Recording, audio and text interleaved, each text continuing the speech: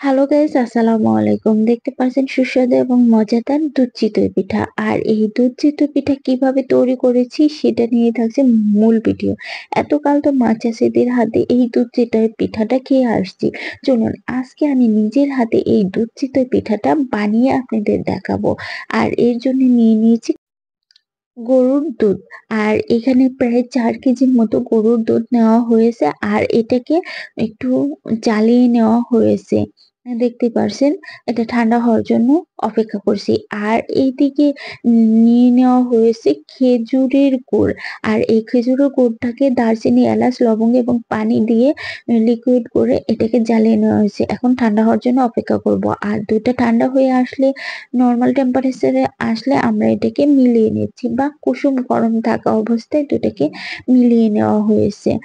এবার তো এ পর্বর কাজ শেষ হয়ে গেল। এখন আমরা দ্বিতীয় ধাপে চলে যাব। চলুন তাহলে দ্বিতীয় ধাপে আমরা এখন চলে যাই। এইখানে চিতই পিঠা বানানোর জন্য আমি এখানে চালের গুঁড়া দিয়ে একটা প্যাটার্ন বানিয়ে নিয়েছি। দেখতেই পাচ্ছেন প্যাটার্নটা কেমন হয়েছে।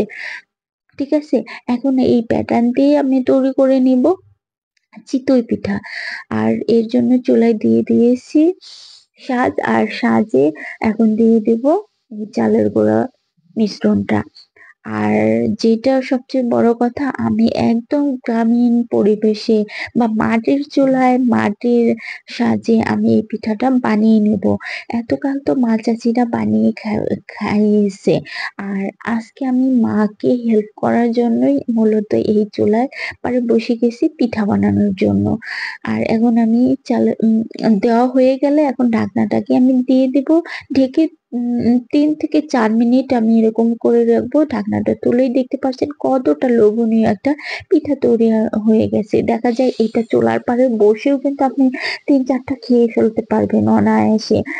গরম, গরম এই পিঠাটা খেতেও কিন্তু অনেক মজা লাগে। আর এছাড়া যদি ভর্তা, মাংস এইগুলা দিয়ে খেতে চান তাও কিন্তু আপনি অনায়াসে এগুলাকে ৩-৪ টা খেয়ে ফেলতে পারেন।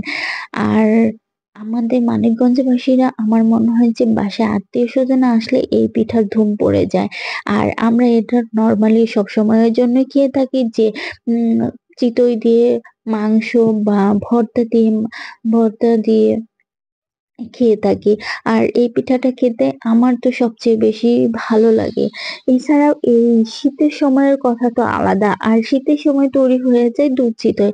আর এই দুধ চিতই পিঠাটাও খেতে কিন্তু খুবই মজা লাগে। আর বিশেষ করে যারা এই উম আ মিষ্টি জাতীয় খাবারগুলো পছন্দ করে তাদের তো অনেক বেশি ফেভারিট। এভাবে আমি পিঠাটাকে তুলে নিয়ে এখন এই দুধে ভিজিয়ে দিচ্ছি। তার ফলে তৈরি হয়ে যাচ্ছে দুধ চিতই। আর পিঠাটা তুলতে আমার একটু সময় লেগেছে। কারণ আমি যেহেতু ১ম এরকম করে পিঠা তৈরি করছি, তার জন্য হয়তোবা আমার একটু সময় লেগেছে। আর যাদের এক্সপেরিয়েন্স বেশি তারা খুব সুন্দর করে তুলে ফেলতে পারে। আর এই দুধ চিতইয়ের ফাইনাল লুক দেখতে পাচ্ছেন কতটা লোভনীয়। আর কে কোথা থেকে আমার এই ভিডিওটা দেখছেন অবশ্যই এটা কমেন্ট করে জানাবেন। আর খেতে চাইলে আমার বাসায় চলে আসবেন। আজকের ভিডিও এখানে শেষ। আল্লাহ হাফেজ।